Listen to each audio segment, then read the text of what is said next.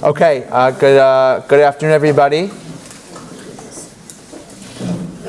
Thank you all for coming out today for today's Lunch and Learn.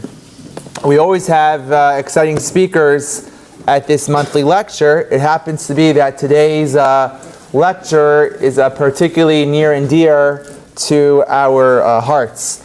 This year was a difficult year for our community. We lost Phyllis Weiss in December time, and Norman passed away in February. Both of them passed away suddenly. We were really not anticipating their departure to the Olam HaEmes, and their void has been felt ever since. The truth is they were on the cusp of going to Florida, so I think we're going to feel their void even more as people return from Florida, and they are not going to be returning. They were such wonderful people, each one in their own right. Together they were a very special couple to whom a lot of people felt very close, very close. They had this very unique ability to make their friends feel like family, and to make their family feel like all-stars. And we have one of the all-stars here today to share some words of Torah in his parents' memory. Rabbi Weiss was the Rosh Yeshiva at the Yeshiva at IDT, and is now, and was, and continues to be the assistant rabbi at Keter Torah. He has a wonderful reputation in the Tina community. It gives a number of very popular shiurim, and it's really a delight to ask Rabbi Weiss to speak today about the Pesach Seder, and that the learning that we will be doing, Bezrat Hashem, will be a zechus for the neshama of his parents, Norman and Phyllis, who again we just miss very dearly, and we're happy though to learn some Torah in their memory today. So B'kavod Gadol, Rabbi Weiss.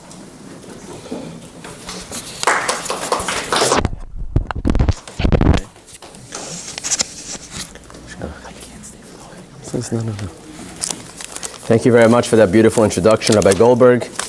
And as Rabbi Goldberg mentioned, many of you, perhaps all of you, knew my parents. And as Rabbi Goldberg mentioned, they are very missed. And it was a very sudden departure for both my mother and my father. And the learning that we do, and that I continue to do, and the shiurim that I give, are in their memory, but even more than in their memory, but in their zechus, in the sense of that what their children have is really because of them. So in a sense, they're the ones who brought us up, and not in a sense, they brought us up and they taught us the proper derech, the derech HaTorah, and the shiurim and learning and chesed and whatever it is that we're zochet to be able to do, we attribute to their great parenting and their great zechus. So today we're going to talk about the Pesach Seder and some ideas that I hope that you'll be able to share at your Seder, and that will bring more meaning to the Haggadah. There is if we take a close look at the Haggadah, you'll notice that there's something, and even in the Chumash itself, you'll notice that there's something different, something special, something unique that's happening after we already leave Mitzrayim, and after the 10 plagues have already been meted out on the Egyptians. There's another plague or another event that takes place called Kriyas Yamsuf.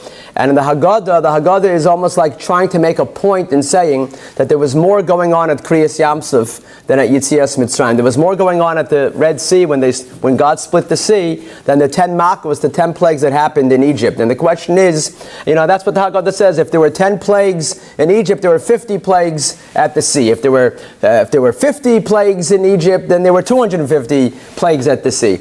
The Chazal, the rabbis, are trying to tell us there was something greater. There was something more unique, more special that's taking place at Yam Suf than that's taking place at Yitzias Mitzrayim. The question is, can we figure something out? If there's something different, is the miracle that much greater? I mean, is it harder to split a sea than to kill every firstborn in one moment?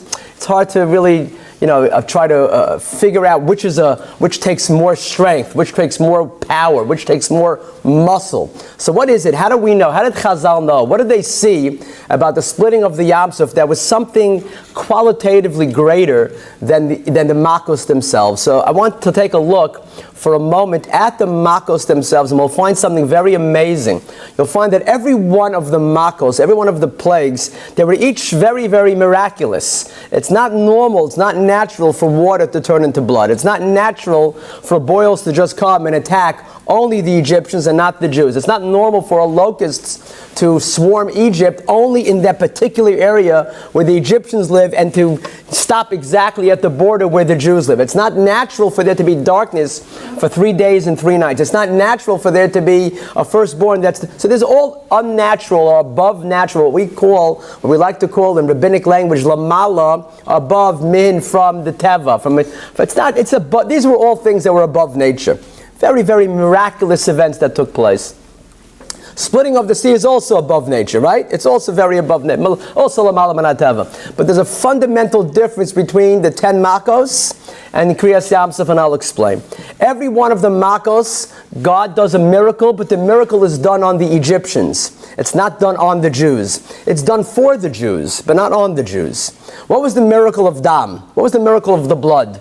The miracle was that all the water that the Egyptians had turned into blood. What about the water that the Jewish person was drinking in Mitzrayim? What happened to that water? What happened to that water? Did it turn into blood or did it not turn into blood? It did not turn into blood. So we're Jewish, we're sitting there in Mitzrayim, and this miracle takes place, and we're thinking to ourselves, whew, thank God that this miracle took place on them. It was a miracle, but it happened on the Egyptians, not on the Jews. It happened for the Jews, but not on the Jews. And think about it, Tzefardea, on the Egyptians, not on the Jews. Kinim, Orov, the wild animals, Dever. All these miracles were God showing His great strength in that He runs the world, He does miracles, He creates, He controls. But a Jewish person can theoretically be in Mitzrayim and thinking as follows. We can think, God does do miracles. He does great miracles. He runs the world for sure. He runs the world for sure. He does miracles, but He may even do miracles for me. But He do miracles on me. I want something personal. I want to feel His hand on me personally. I want to be a part of the miracle. I don't want to be outside the miracle. In Mitzrayim, you don't get that. In Mitzrayim, a Jewish person he feels like God is sort of fighting for him, but it's not as personal as he would have liked or she would have liked. When the Jews when Moshe Rabbeinu first comes to Bnei Yisrael, Moshe is very nervous, as you know. He says to Hashem, I'm not the right guy for the job. I'm not the right person for the job. I don't speak so well. I don't communicate so well. Besides the fact, when I go to them and I tell them that they're about to leave Egypt, and they ask me, Mashmo, they ask me, what's the name of this God that's taking us out? Ma Omar Aleim, what should I say to them? Remember that in Shmos Perek Gimel? Varmuli Mashmo Ma Omar Aleim. It almost sounds, the Rambam of the Moreh Nevuchim says that the Jews had reached such a low level. They had been so far from Avram, Yitzchak, and Yaakov being enslaved for so many years that by the time they were ready to leave Egypt, they really did not even believe in God anymore. They were so far, they didn't even know if there was a Ribono Shel Olam. They didn't know if there was a master. They didn't really know what to think. By the time they leave Egypt, they know that there is a God. Everybody knows that there's a God. And not only is there a God, but He does miracles. But can He do a miracle on me? Person's going through a difficult time, and you wonder, I know God runs the world. I know, but why do I always have to miss the bus? Why do I always have to be the one to miss the bus? Yeah, of course there's a bus. I know there's someone driving the bus, but for some reason everybody runs in front, and I know there's a driver, but I keep missing the bus. Comes to Kriyas Yamsuf, think about this miracle. How different it was. It's actually the inverse of the Makos of Mitzrayim. In Mitzrayim, what takes place? The miracles happen on the Egyptians, and every Jew is left in the natural world. You come to Kriyas Yamsuf and it flips. Every Jew that passes through the Yamsuf, they pass through a great miracle. They finally experience firsthand, personally, the miracle on them. What happens to the Egyptians? The Egyptians are left where? They're left in the natural world, and we're lifted above. what we call into God's world. That's what happens at Kriyas Yam Suf. That's why Chazal, they were so insistent. You should know that there's something greater happening at Kriyas. You got to look at this carefully. There's something greater happening at Kriyas Yam Suf. There's something great. Why is it greater? They're all great miracles. What's the difference? Oh, there's a very big difference. What happens at Mitzrayim, I know God runs the world, but I don't feel Him personally. Kriyas Yam Suf, I start to feel God personally. I start to feel, wow, not only does He run the world, not only does He do miracles, but even does miracles on me. That's the way you leave. And then after that, they can go on to the next journey in the Midbar. Now you can receive the Torah. You can't receive the Torah unless a person understands, a man, woman, child understands that God is interested in doing miracles for us personally every single day. That's the lesson, that's the idea of Kriyas Yam Suf. You should know something also interesting about Kriyas Yam Suf. It's almost strange. You look at the way that the Torah describes the splitting of the sea. What is the language that is used in the Torah? There's a certain language that's used for the splitting. But another language, what's the lashon that's used? The nusach in the Torah itself. It says, "Vayibak'u hamayim." Vayibak'u hamayim. The word for the split used by the Torah never uses the term kriya. Now we always call it Kriyas Yam Suf. The splitting of the tearing of the sea. It's not the way the Torah never describes it like that. The Torah describes the splitting of the sea as B'kiyas Yam Suf, not Kriyas Yam Suf. Yet in the Haggadah, when we talk about Kriyas Yam Suf in the Dayenu, what do we say? Ilu kara lanu es hayam. If God had split for us the sea. So what is the difference? Why did the rabbis, once again, what did they see? What did they say? The Torah uses a nice term. The term Bekiya means to split. Right? Vayivaka atzei ola. Vayivaka means to split. So what's the difference between Bekiya and Kriya? Isn't it basically the same thing? The Torah knows how to use the term Kriya. Why can't it use the term Kriya in reference to the splitting of the sea? Do you hear the question? Why in the Torah is the term Bekiya used, Bakas Hayam, and in Chazal, in rabbinic language, rabbinic literature, it's always the term Kriya as opposed to Bekiya. What is the difference between splitting something in the way of Bekiya and splitting something in the way of Kriya? So there was a great Rav, he's known as the Shem Mishmuel. The Shem Mishmuel was known as the Sakachav Rebbe. His grandfather was the Kutzke Rebbe. His father was Rav Avram Misakachav, the Avnei Nezer. Very, very special family, lived about 100 years ago. And the Sakachav, in his Haggadah, he has a Haggadah, it's called the Shem Mishmuel Haggadah. And he writes as follows. The term Bekiya is always used when something splits from the inside out. From the inside out. When something is split from the outside in, that's called Kriya. From the inside out, that's called Bekiya. For example, when we talk about a chick coming out of the egg, and it splits the egg and it picks its head out, that's called the Bekiya of the egg. The language that's used, it's not that the Beitza is Nikra, it's called Nivka. Or when there's water inside the canteen, the leather canteen, and it's getting warmer and hotter, and it starts to expand, and it breaks the holder. That's called Shema Yivakahanod. When you talk about something breaking from the inside out, that's called Bekiya. However, when the Tanakh describes the bear coming and tearing its prey, that's not from the inside out. That's from the outside out. That's called Yikara, Kriya. So there's two types. Now we know that there's a difference between there's two types of splittings. There's a type of, but it's not synonyms. By the way, you know that in Lashon Kodesh, there is no such thing as a synonym. That part of the SAT, if it was Lashon Kodesh, would just be completely cut out. There is no synonyms. There's no synonyms. Why? Because if it's the same word, then what? Why have a different word? So it could be related, similar, but there's never going to be exactly the same. So Bekiya and Kriya both mean to split, but they're quite different. Bekiya from the inside out, Kriya from the outside in. So now the Shem Shmuel explains. God basically in this world is hidden. He's hidden. it's very hard to see him clearly.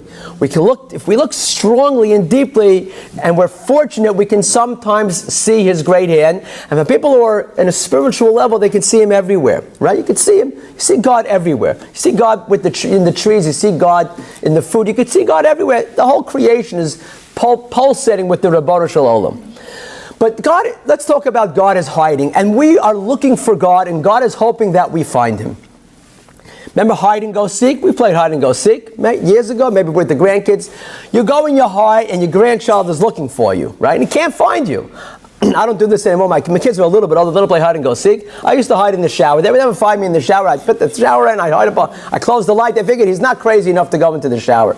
So, that's where I. So now the kids are looking for you, and you're hiding in the closet, right?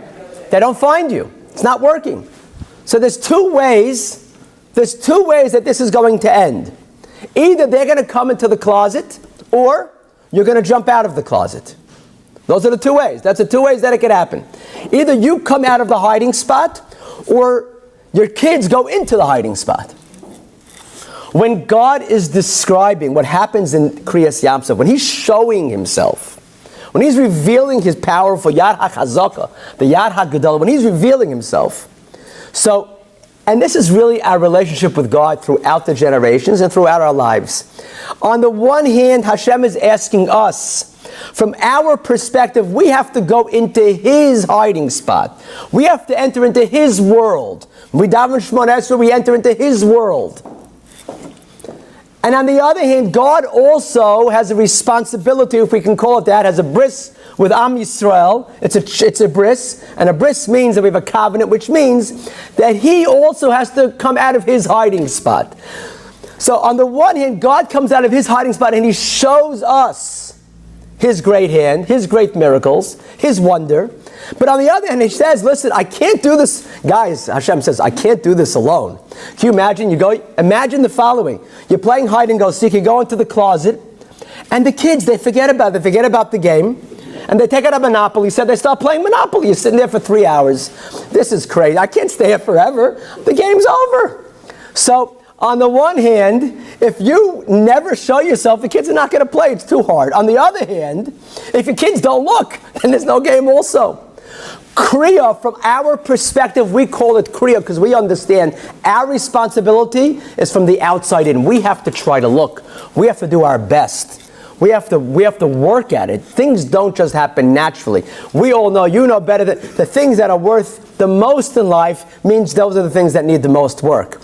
You try, you work, you try to find, you open up all the hiding spots. Where is God? Where can I find him? I go into the hiding spot. That's called Kriya. We call Kriyas Yamsuf because we're trying to tear, we're trying to get in, we're trying to see the Ribono Shel Olam. On the other hand, the Ribono Shel Olam says, I also have a responsibility. You work hard, you'll see me. I'm going to come out of my hiding spot. So God calls it, the Ribono Shel Olam, Hashem calls it B'kiyas Yamsuf, because he's coming from the inside out. He's saying, I'm here. And we call it Kriyas Yamsuf because we agree to try to look for him.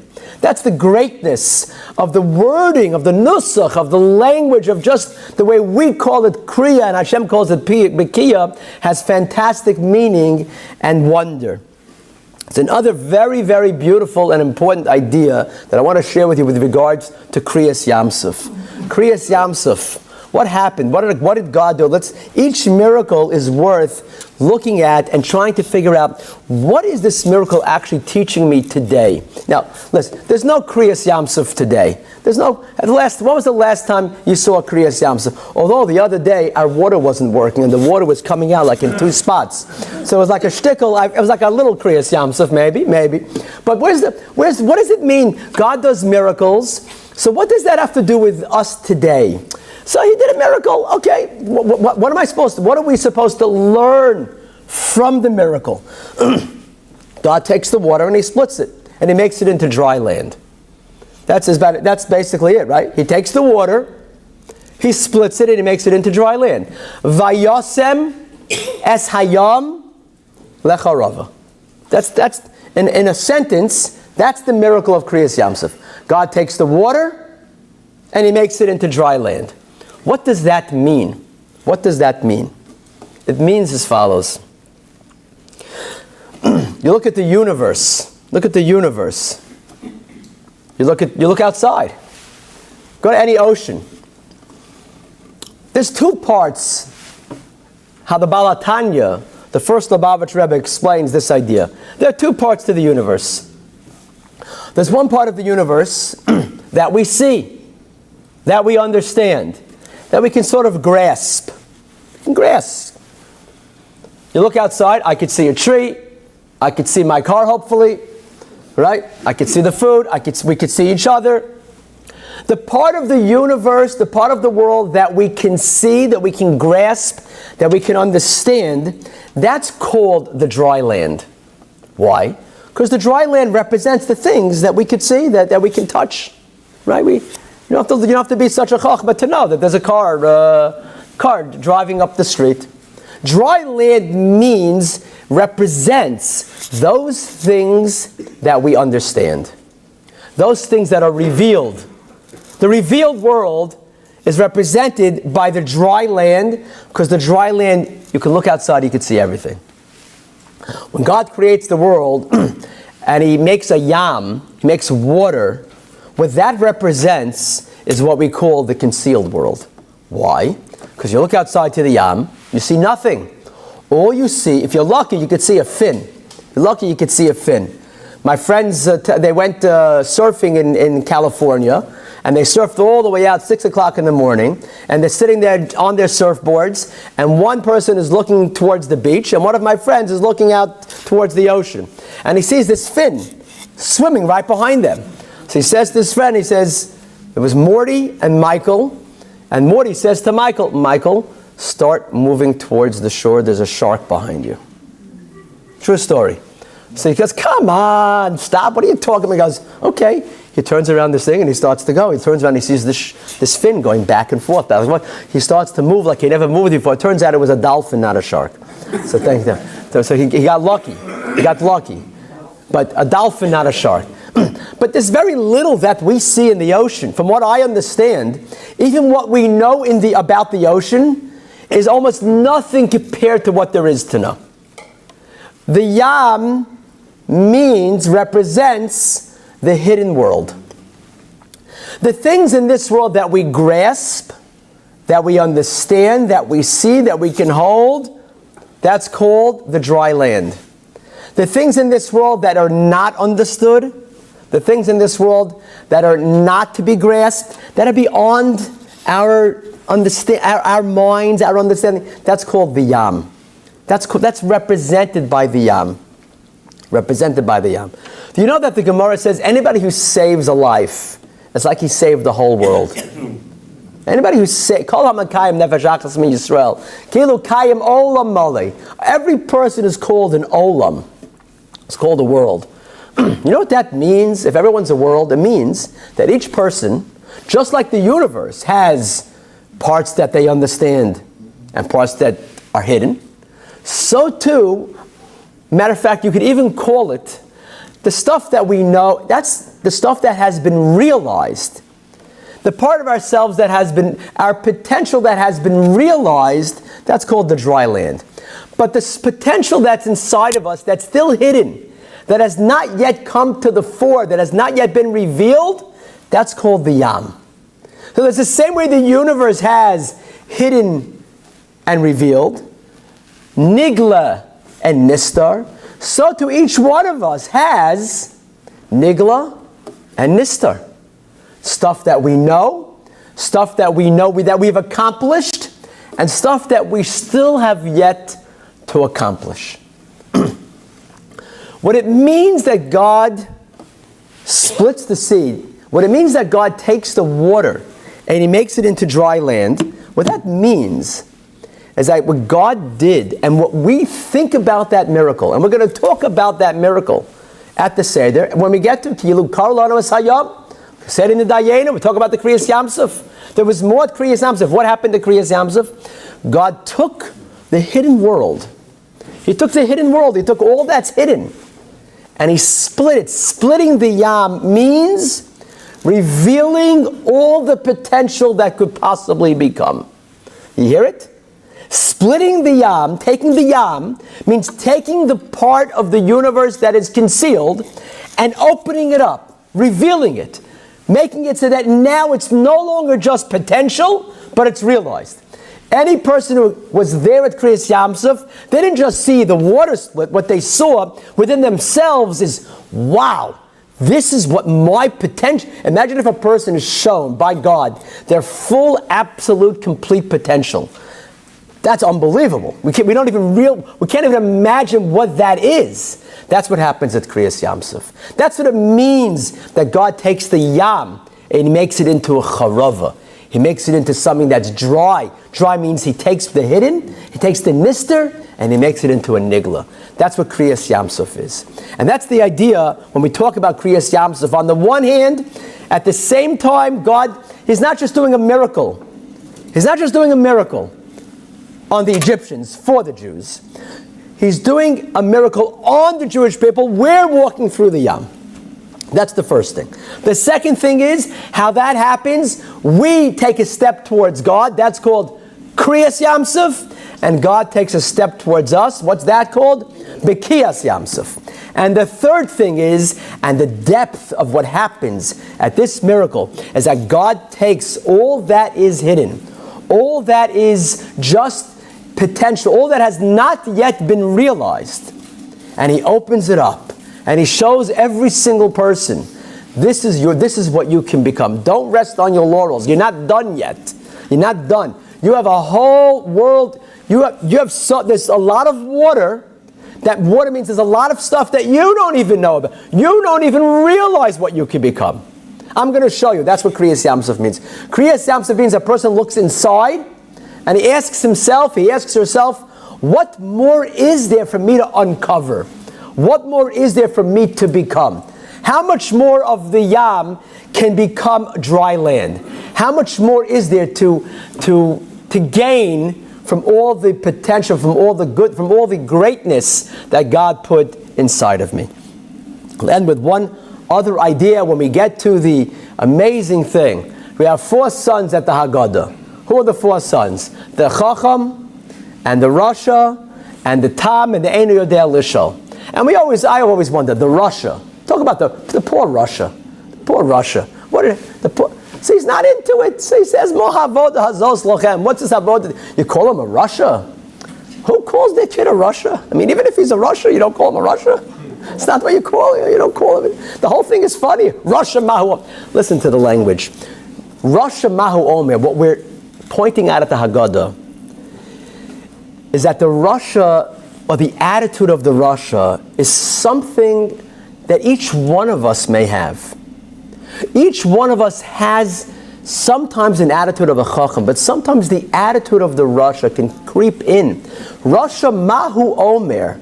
You know what the attitude of the Russia is?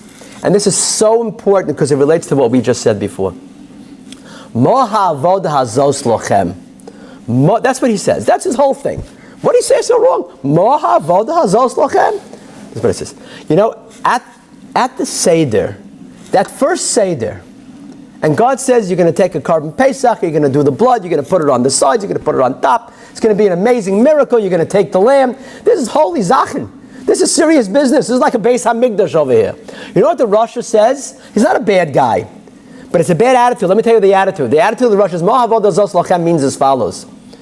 Just yesterday, you were on the lowest level of Tumah. You know, in Mitzrayim, the Jews were on a very low level of Tumah. They were almost completely assimilated.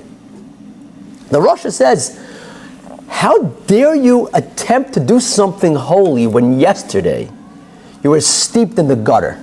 Mo havod hazos lochem. You're going to do this avoda. You're going to bring a carbon. You're going to do the carbon Pesach. Come on. You know what it's like? It's like one day you decide, you know what? No more Lashon Hara. I'm done with Lashon Hara. Enough is enough. Enough negative. What do I need it for? Enough. So your friend comes over to you, and they start to say Lashon Hara. You said, did you hear what happened? You say, you know what? I'm not going to say Lashon Hara anymore. And you know what that person says? You? All my Lashon Hara I know is from you. I've been relying on you for the last 50 years. Mo havod hazos lochem. No more talking in shul. I'm done with the talking in shul. It's a busha. It's a bizayon. So you take your seat. You have friends for 50 years. I've been talking to my whole life. I go to the front. So what are you doing in the front? I decided not to talk in shul. You've been talking. You're my talking part. What am I going to do now? Just because you want to become holy, what does that have to do with me? Why should I suffer? Imagine, okay, someone else maybe, but you, this is no, you can't. Don't act holy with me. I know you better than that. Don't go there. All right, don't start throwing me out on me. That's not a right attitude. The answer that the Father says to that attitude, to that rasha is, if you were there, you wouldn't have been redeemed. You know what that means? We were all at a low level. We were all in the Memtesh Shah. We were all on the lowest level in Egypt. But we pulled ourselves out. You know what? I'm on a low level. You do something holy. Do something special. You know what's going to happen? It'll lead to something else that's special. You know what will happen after that? Something else. Mitzvah gores mitzvah. If you have the attitude that I can't do something big and holy and I'm not a tzaddik, so then we would never be redeemed. No one would ever do anything. You know, it's like that. Isn't it like that in the business world? It's inventions that have come. Imagine if the Wright brothers, you're going to make a plane? You can imagine a lot of people went over to them and said, a plane? What are you, crazy? You guys are crazy. What are you talking about? If they would have listened, so there'd be no planes. I'm not sure if that would be such a bad thing. I hate the turbulence, by the way. But that's the Mohavod Hazos Lachem means that no matter where we are now, doesn't matter. That has nothing to do with where we can go. We can rise out. We can become better. We can become holy. We can do great things. And we should never say that line, who am I to do something that's so special? What do you mean, who are you? If we had that attitude, we'd still be in Mitzrayim. So what we've learned today is that Kriyas Yamsuf is something very special. It was a particular, very personal miracle that God did on the Jewish people, on each individual. We step towards God. Bekia, He steps towards us. He revealed to us all the potential that lies within.